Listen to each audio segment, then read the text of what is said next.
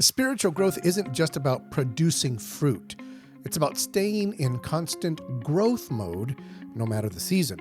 Psalm 1:3 tells us that the righteous person's leaf never withers, meaning growth should always be happening. But there's more. This person doesn't just wait for things to happen, they cause things to happen. They cause growth. They cause prosperity. What does that mean for your spiritual life? Well, let's dive in and talk about that in this episode. Are you committed to growing in your faith? Do you love studying the Bible? Do you know there's still a lifetime of learning ahead? Welcome to your Bible Study Mentor, the podcast designed to ignite in you a passion for doing in-depth Bible study consistently. Here, you'll be encouraged and challenged to develop a passion for daily Bible study and hear biblical insights for cultivating a lifetime of spiritual growth. Get ready to grow.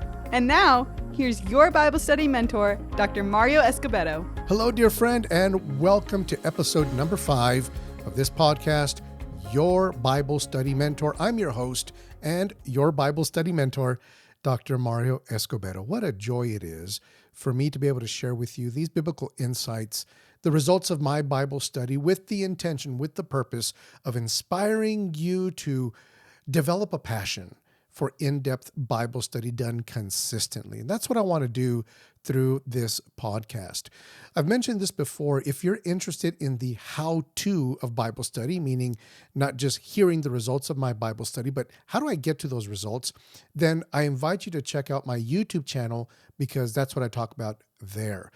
We're going to continue our series, what we've been talking about, Psalm chapter 1, or the first Psalm. And over the past few episodes, we've been focusing on verse 3. This is the last episode in which we'll talk about verse 3.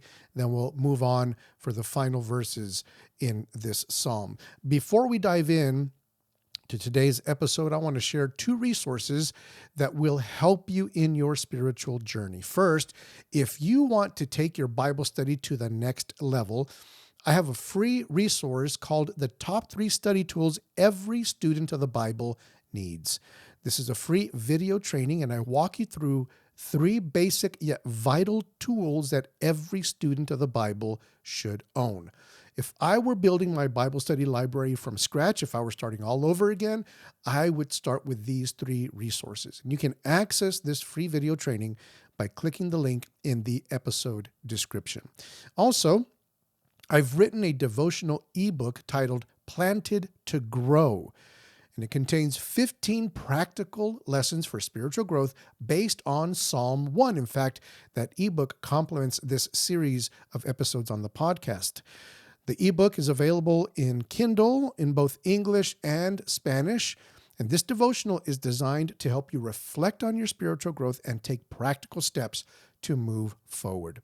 You can find the link to that book in the description, or simply go to Amazon, type my name in that search bar, and it'll pop right up. Let me repeat what I've repeated or what I've stated in every episode, a claim that I'm making that's really the driving force behind this podcast.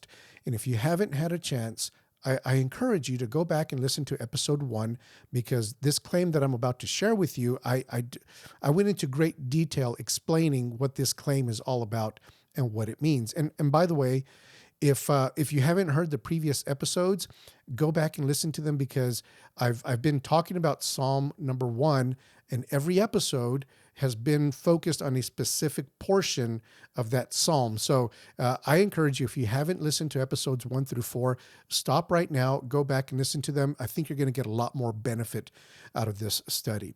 But the claim I've been making, and the claim I took great time, a lot of time, and gave a lot of detail and attention to in episode 1, is the following. This is what I believe to the core of who I am and with every fiber of my being. In-depth Bible study done consistently over time is the most important spiritual discipline you can develop to maintain a lifetime of spiritual growth. Because I believe that, and because I feel that part of my divine design, if you would, is equipping others with God's word, well, I want to ignite in you a passion for doing in-depth Bible study of your own on a consistent basis. And that's a lot of that's what this podcast is all about, to inspire you and to ignite that passion within you. All right, let's jump into today's episode. As I mentioned, this is the last episode to deal with verse 3 of Psalm 1. We still have one, maybe two episodes left for Psalm 1, but this is the last one where we're going to be talking about verse 3. Now, let me read Psalm verses 1, 2, and 3 just to get a little feel for where we are, and then I'll tell you which part of Psalm or what verse 3 is going to occupy our attention today. Psalm 1 in the English Standard Version, the ESV, reads as follows: "Blessed is the man who walks not in the counsel of the wicked, nor stands in the way of sinners, nor sits in the seat of scoffers.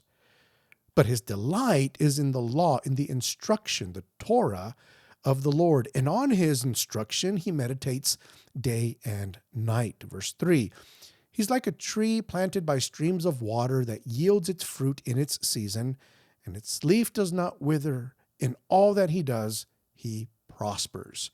Now today, in this episode, we're going to look at two portions.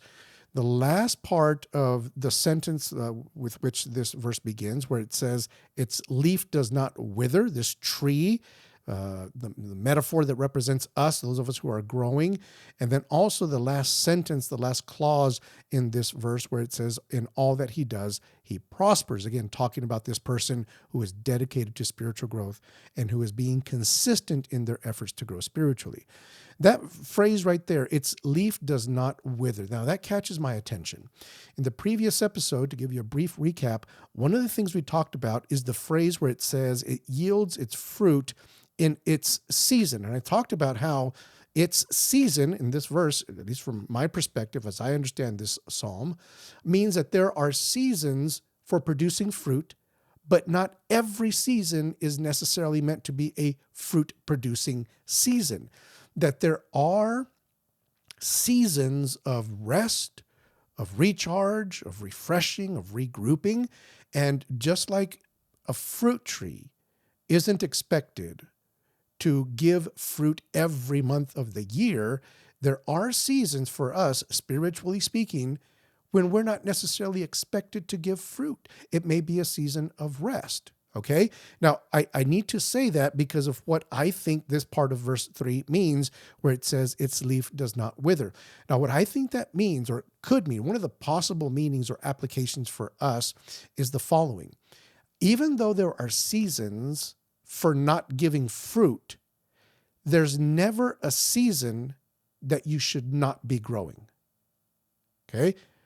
Even though you might be in a season when you're not giving fruit, that doesn't mean that you also should not be growing.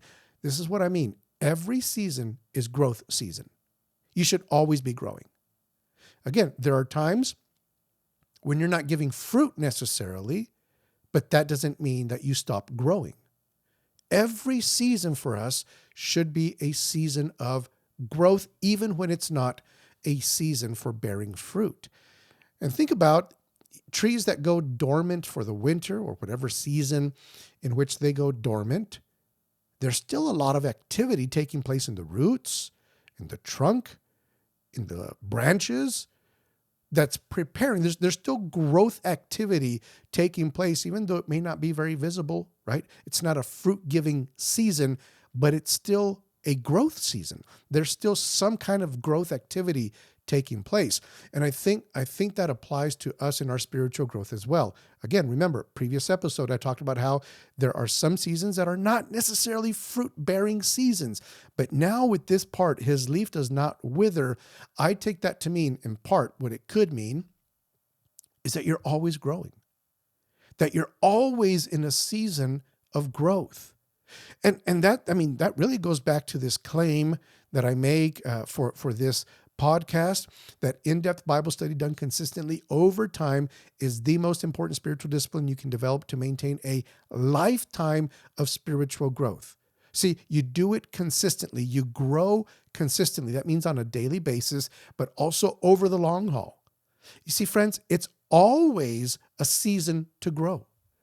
We should always be doing something to grow. Now, how I define growth, you might define it differently. That's okay. But let me tell you what I mean when I talk about growth. Growth in general, but spiritual growth as well. But when I talk about growth, here's what I mean. If I can be better today than I was yesterday by just 1%, then I think I've grown. If I can be better today than I was yesterday by just 1%, then I feel as if I've grown. I don't feel as if I have to take enormous steps, giant strides of growth. Sometimes that happens. But what I'm striving for is just that 1% better than yesterday today. And I feel I've grown. And I view this as I should always be in growth mode. I should be doing something every day to grow just a little bit closer to Christ, to grow just a little bit more in my character, to be more Christ-like, to be more like him, to live more for him. I just want to get just 1% better today than I was yesterday. If I've done that, I've grown. And for that to happen, I need to recognize that it's always growth season. This image of the leaf never withering represents, I think, a tree that's just always healthy. It's always growing. Therefore, its leaves are always green.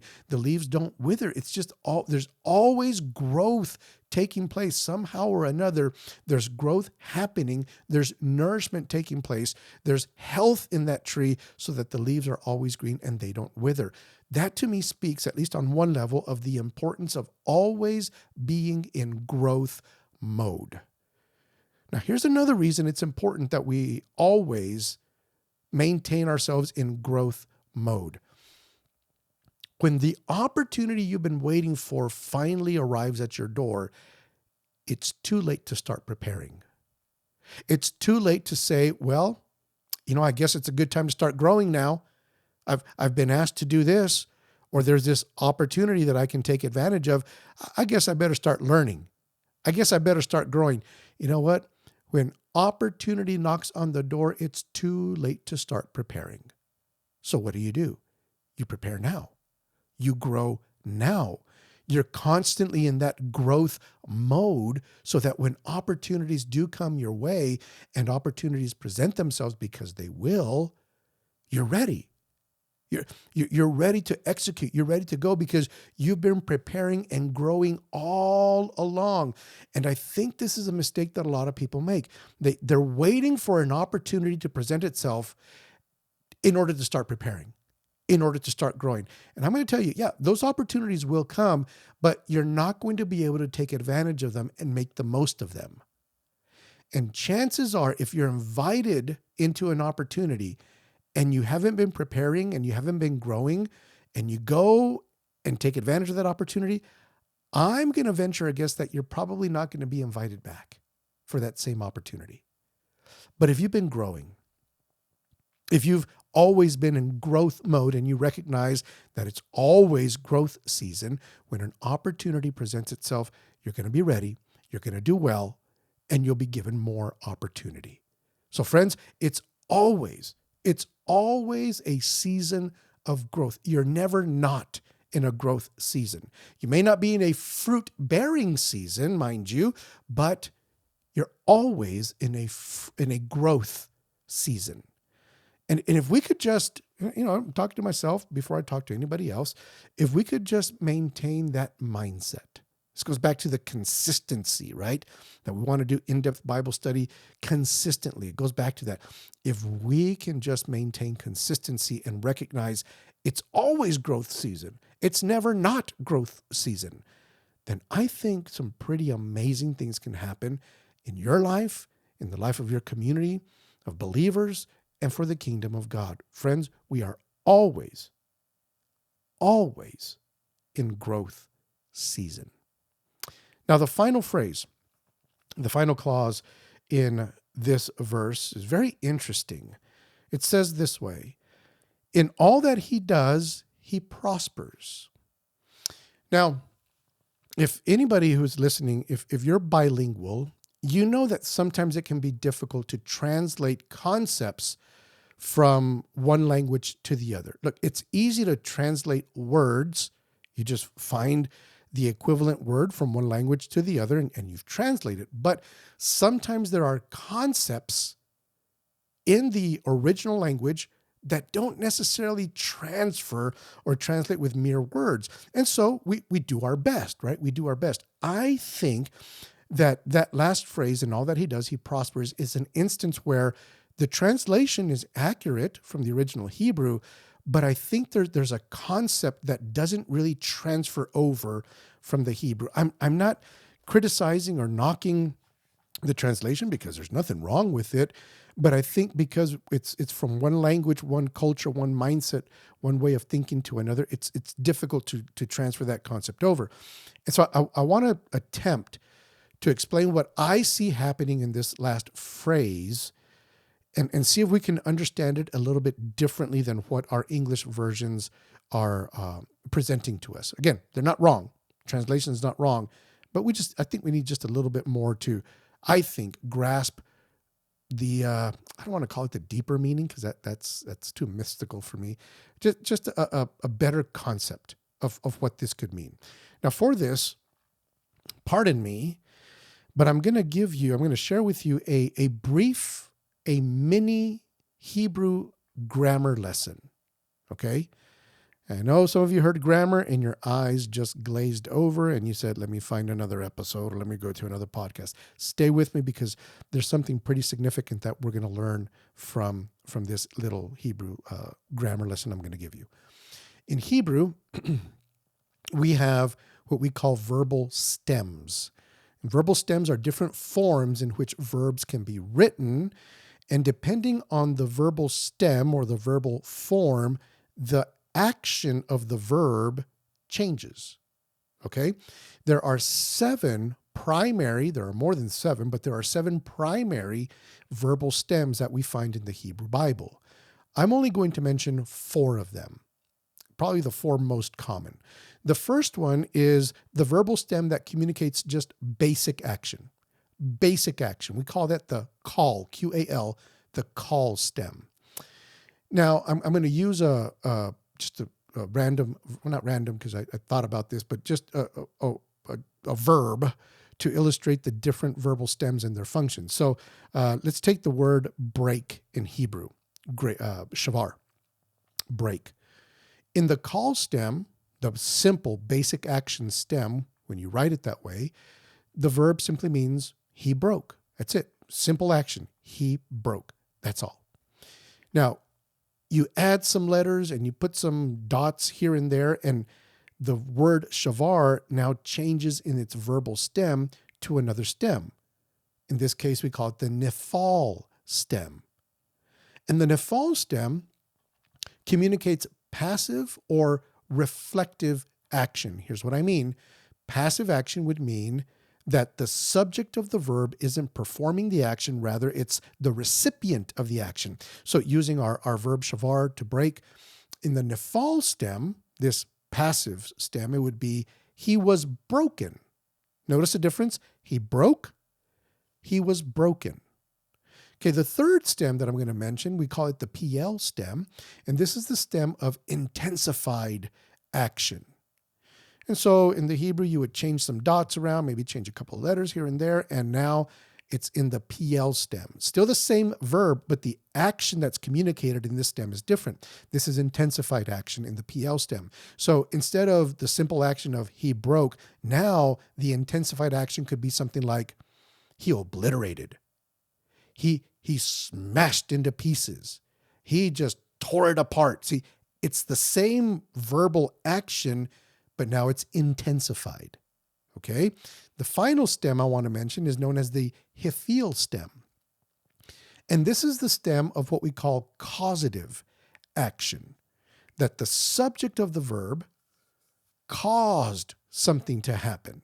Maybe they didn't do it themselves necessarily, is one way that you can understand this stem, but rather they caused something to happen. So in our example verb, it's not that he broke, it's not that he was broken, it's not that he shattered, it's that he caused that thing, whatever it is, to be broken. He caused that to break. Maybe he didn't do the breaking himself. Maybe he did, but he was the cause of the break. Okay? Now, going back to verse 3, in that final phrase, in all that he does, he prospers. That final verb, prospers, is in this hefil stem, this causative stem. And so I'm not saying that we need to translate this verb in a causative sense, but I'm thinking that maybe the original readers would have understood this final verb more causatively, if that's a word, than we do by simply reading he prospers. Because when you read he prospers, it's that simple action, right? He prospered. But if we were to read it conceptually in the verbal stem in which it appears, that hefil causative stem, conceptually it could mean something like this. In all that he does, he causes prosperity. He causes to prosper. See the difference between he prospers and he causes to prosper? He causes prosperity. That's the sense of that Hebrew verb in that stem, that causative stem. And so when I think about that, I think about, I guess, two practical applications of what that could mean, how I can apply that to my life with this causative sense to it. The first one is this.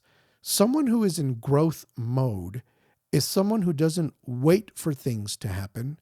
Rather, that person causes things to happen. You make things happen.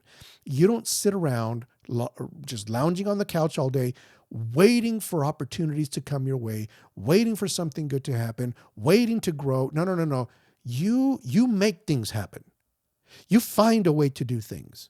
You're the cause of growth. You're the cause of prosperity in your own life. The best way I can put it is you don't wait around for things to happen. You make things happen. You are the cause of things happening in your life.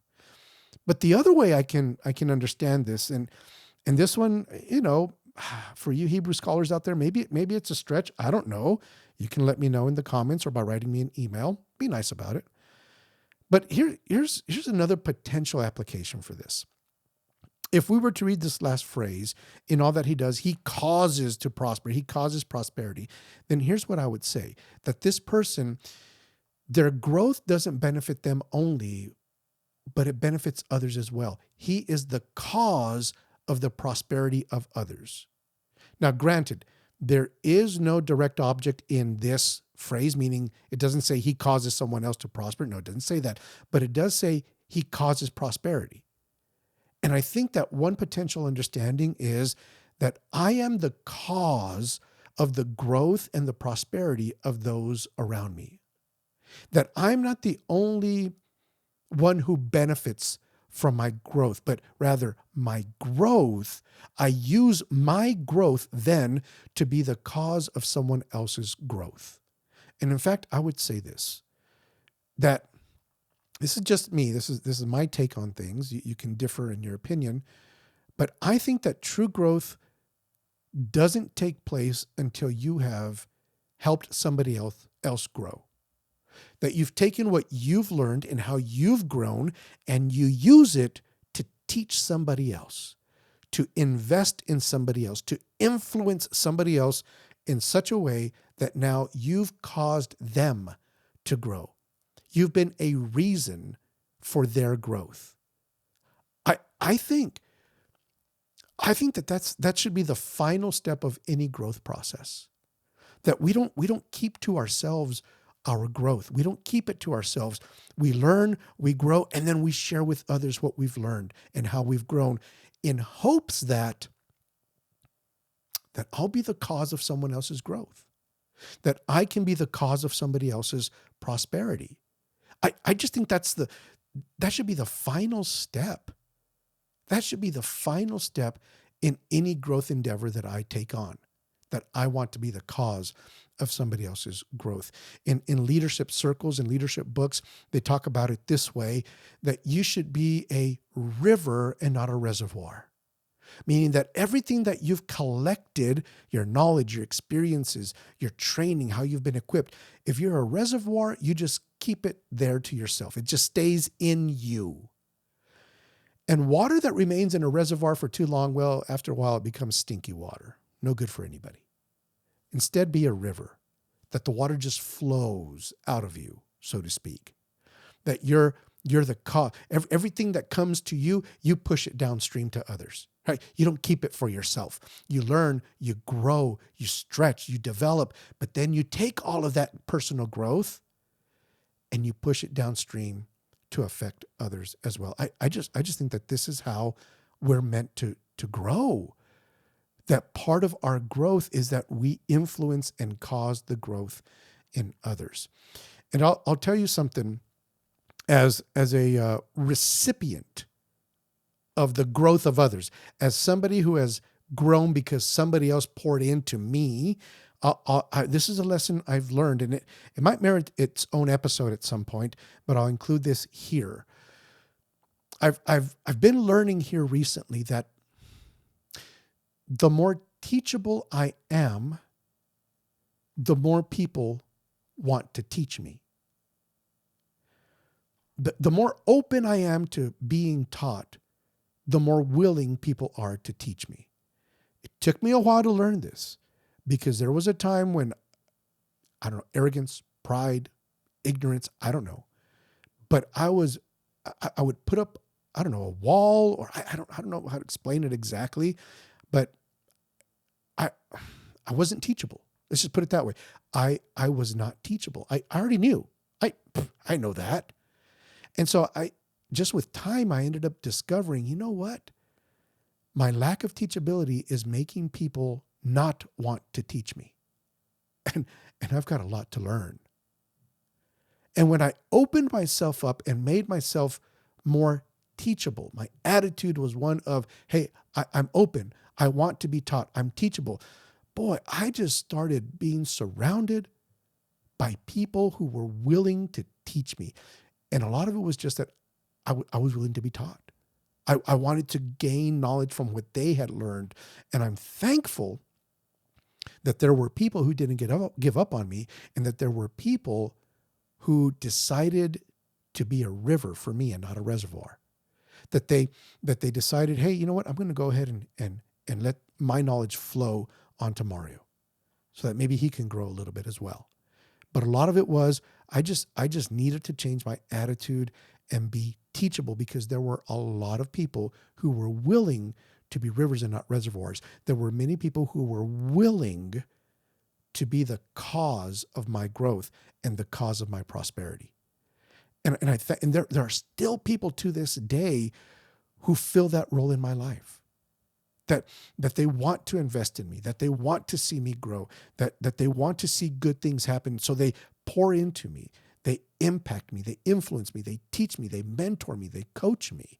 I've got a couple of people who just out of the blue, they'll call me every couple of weeks. They'll call me, Mario, how you doing? I was thinking about you. Hey, I've got something I want to share with you that I think is going to encourage you. Oh my goodness.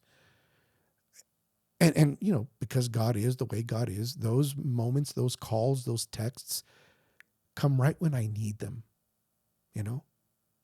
And I look at those individuals and I think, thank you for being the cause of my growth, being a cause of my growth and my prosperity. Thank you for not hoarding your knowledge, your wisdom, and your experience, but rather letting it flow downstream to me, because boy, I need it.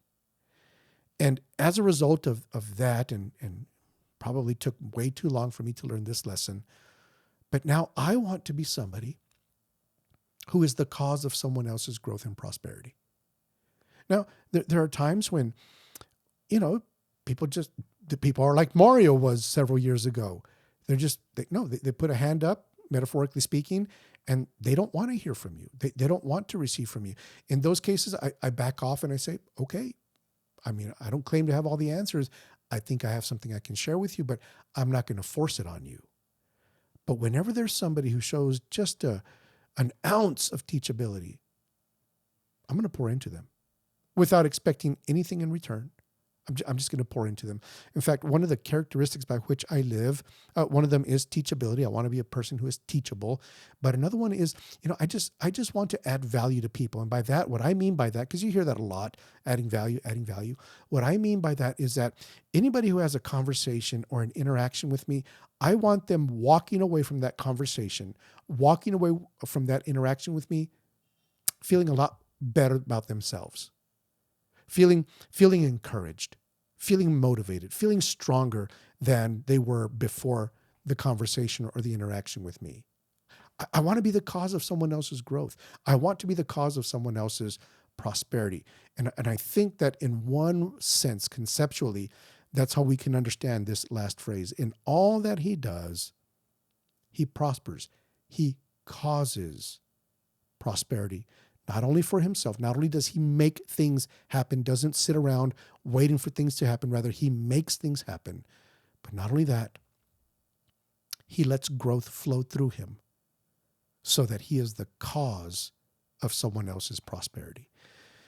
And I would say that the people I most want to be the cause of whose growth I want to be the cause. How would you say that grammatically correctly? I don't know. The people I want to be the most influential in their lives in my family. My 2 daughters, now my son-in-law, my wife, my mother, and my sister. Those are the people I want to be the cause of their growth and their prosperity. Am I there yet? No. I lack. I'm far from it in a lot of ways, but I'm working on it and I'm trying to be better at it because I want to be the cause of their prosperity. In fact, let me tell you that one of the reasons, there were multiple, but one of the reasons I started this podcast, I was talking to my wife about this. I said, you know what? I'm not going to have millions of dollars to leave to my daughters and my son-in-law and at some point grandkids maybe. I'm not. I want to leave something to them, something of lasting value. And what I can leave to them is what I've learned about the Bible. I mean, that's something I can leave to them. And whereas our schedules rarely coordinate, I can't sit them down and teach them Bible. It's too many different calendars to coordinate. I said, I can record some teachings on YouTube and podcast and just leave it to them. And not only that, but maybe they'll share it when the time is right. Maybe they'll share it with their kids. And I've left that for my grandkids when they're old enough to listen to these and understand them. And maybe once I'm gone, maybe great grandkids somewhere, hey, your great grandpa, Mario, he used to teach the Bible. He used to love teaching the Bible. Really? Oh yeah. Well, you can go on YouTube. If YouTube's still around, I'm sure it will be. And listen, you're going to get some teaching from him. Boy, I want to be the cause of growth and prosperity for those who come after me, specifically those in my family, my offspring, my lineage, right? Those who come after me. I want to be the cause of their growth and their prosperity. And it starts today. It starts now. And it starts by me recognizing that if I'm going to give to them, I need to be in constant growth mode. I'm not going to be able to give them something I don't have. And so I don't want my leaf to wither. I always want to be in growth season, in growth mode, so that I can be a cause of prosperity, a cause of somebody else's growth. Just great stuff in Psalm 1. It's just amazing things in Psalm 1 and verse 3, which I consider the heart of Psalm 1. Just has a lot to teach us about spiritual growth. It's a wonderful picture, a wonderful image that's drawn for us of spiritual growth, the life of a person who has dedicated themselves to spiritual growth. I think it's a lovely picture in verse 3. And you know what? I want to be that Psalm 1 verse 3 person. I want to be that person. I want to be the person who's planted by streams of water. I want to yield my fruit in my season, my fruit in my season. I never want my leaf to wither, and I want to be the cause. In all that I do, I want to cause growth and prosperity in others. I'm striving for that. I'm not there yet. I'm closer in some areas than I am in others, but I'm still working on it. And I would encourage you and invite you to be one of those people as well. to be a Psalm 1:3 person. Be the cause of someone else's growth and prosperity. Friends, that's the end of our analysis of Psalm 1, verse 3. We've spent, 3 episodes just on verse 3. And so we've got 3 more verses to go. I'm not going to give nearly as much attention to those 3 verses. We will talk about them for sure in upcoming episodes, but we're not going to break them down with as much detail as we did verse 3, because again, in my opinion, verse 3 is the heart of this psalm, Psalm number 1. And I'll say this again. It just really surprises me. It's interesting to me that a book of the Bible that's all about praise and worship and supplication and lament and crying out to God, that it starts off with a psalm that I think is a psalm that's all about spiritual growth and deciding to grow. I think that's fascinating. I think that is fascinating. Remember, growth isn't just about bearing fruit. It's about staying strong, nourished, and ready for the right season. So keep growing, keep preparing, and be the kind of person who causes prosperity, not just for yourself, but for those around you. I'm your Bible study mentor, Dr. Mario Escobedo. Thanks for joining me. I'll see you in the next episode. That's it for today's episode of Your Bible Study Mentor. If you found this episode helpful, be sure to like, subscribe, and comment. We'd love to hear your thoughts. You can also invite Dr. Escobedo to your church to preach or provide training for your leaders and congregation on Bible study or leadership. You can also bring him into your organization or business for high-quality, biblically rooted training on leadership development and team building. Also, don't forget to check the episode description for links to Dr. Escobedo's resources, trainings, and books, all designed to nurture your spiritual growth. And finally, share this episode with someone you know who loves studying the Bible and would benefit from Dr. Escobedo's teachings. Keep growing, keep studying, and we'll see you in the next episode.